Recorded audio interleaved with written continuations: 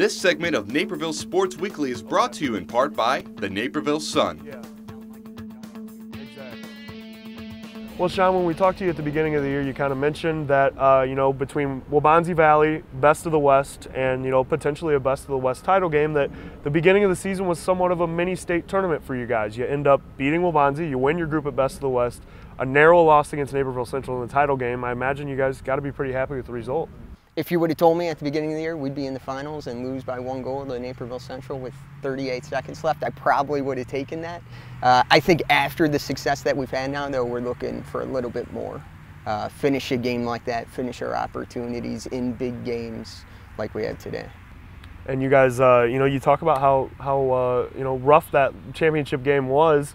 I imagine as a head coach, you kind of had some guys that you had to console a little bit after something like that, where you lose on such a great effort on less than a minute left. Yeah, heartbreaker for the kids for sure. I think though that wasn't what we started the year trying to accomplish. I mean, what we're trying to accomplish is winning conference, and that kind of put us down a good path. We're trying to make a run in state this year. That put us down a good path, and I think all the kids know that. We could have won the Best of the West, and if we lose conference and lose the first round of the playoffs, nobody's going to remember the Best of the West, right? So I think we're trying to aspire to a little bit something more, and now our longer-term goals are in front of us. Definitely. Your third season here as the head coach at Benet after you mentioned earlier, you said Henry Wind had told you, come out and train for a day, see what it's like. You end up spending 8 years as an assistant. Yeah. What was that transition like? And what I imagine a little bit of some pressure for you taking over a program like this. Yeah, no doubt.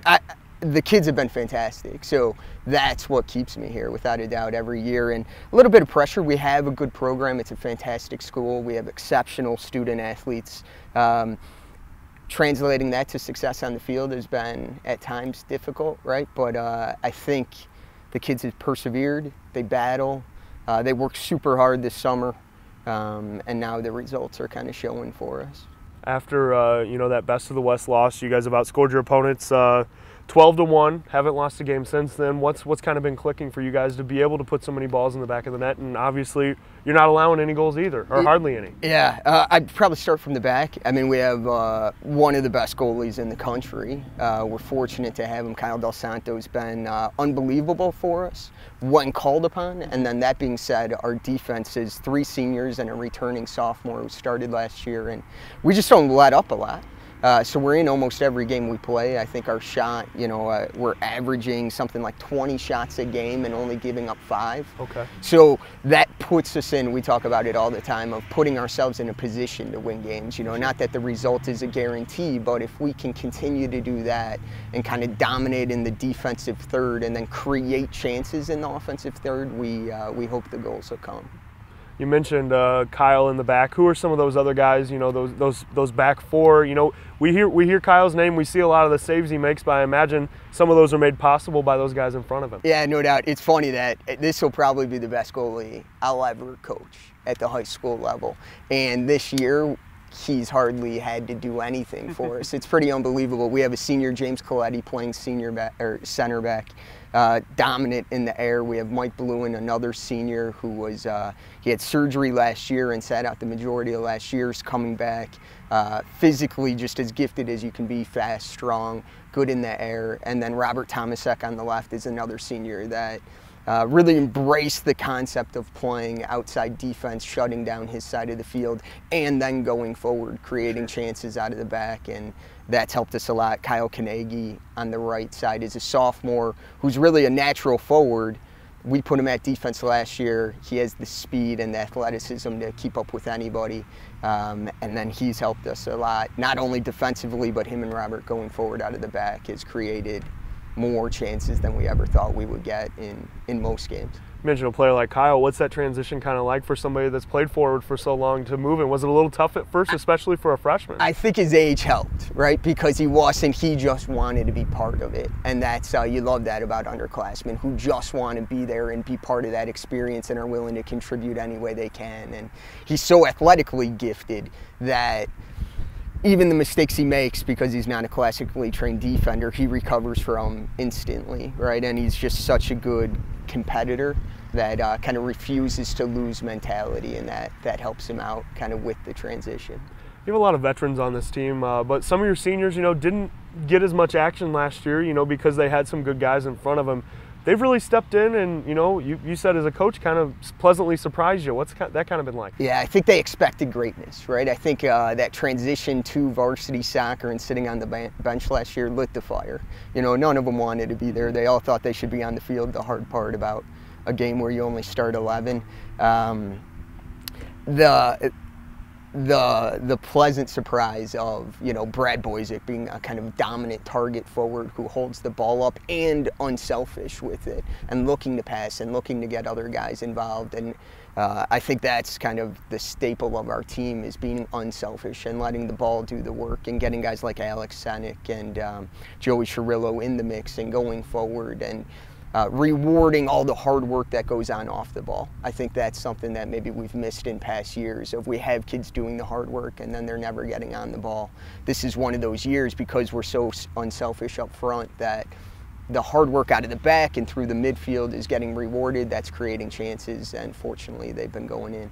When you talk about that group of guys, you look at this team last year, co-conference champions, but you said earlier that the goal of this team is to make a run at the end of the year. Right. You guys won and done last year, a tough loss to Waubonsie in a regional semifinal. How much do you think that has those guys coming back? You mentioned the great work they put in the summer. I imagine that had to be a part of it too. Oh, the motivation. For every speech we try to give as coaches, right, the real motivation was some of the results we had at the end of last year.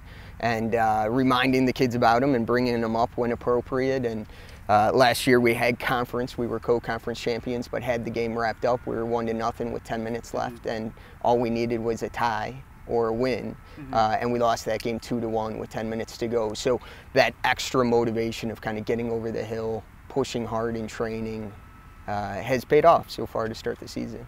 What's the pressure of playing in this 3A sectional? You mentioned that you guys want to be a good program in this area. You guys have been, the past 3, 4, 5 years. It's definitely Benet soccer has been up there with a lot of these other big boys, but day in, day out, there's got to be a lot of pressure of competing against a lot of these teams.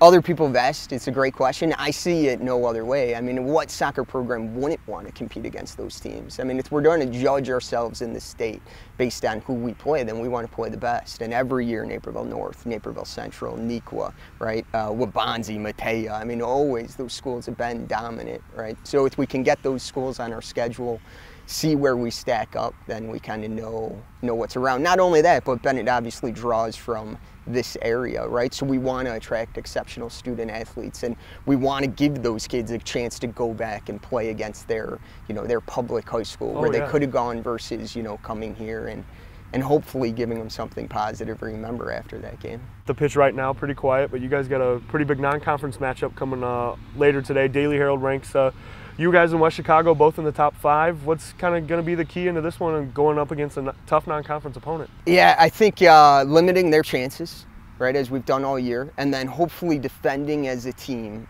winning the ball, and then instantly kind of evolving into a transitional game where we create chances off of that. So kind of letting them play with the ball in the back, squeezing them as they enter our side of the field, winning the ball back, and then instantly having that mobility off the ball going forward. And if we get our chances and if we stay kind of composed in the final third, I think we have a good chance of getting a result today. If we don't, then it's going to be a long day. All right. Well, Sean, we'll let you get back to preparing. Thanks for letting us come by, and good luck the rest of the year. Thank you. My pleasure.